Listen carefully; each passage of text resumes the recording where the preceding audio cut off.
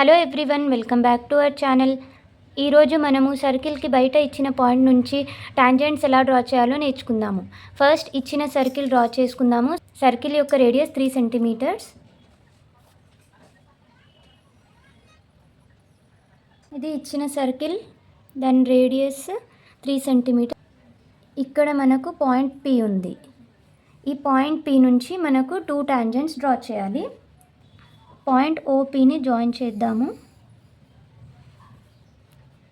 దీనికి centre find out చేద్దాము. ఓ and P 8 centimetres ఉంది. సో దాని సెంటర్ 4 సెంటీమీటర్స్ దగ్గర ఉంటుంది. దీన్ని ఏ లాగా అనుకుందాము. కంపాస్ తీసుకొని ఏ దగ్గర పెట్టి ఏఓ రేడియస్ తీసుకుందాము. తీసుకొని ఇక్కడ ఇలా ఆర్క్ డ్రా చేయాలి.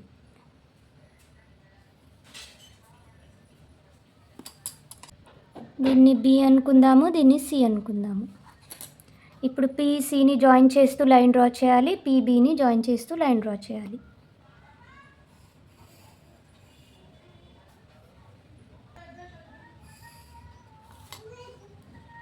పిసి పిబి సర్కిల్కి టాంజెంట్స్ అవుతాయి. Thank you so much for watching.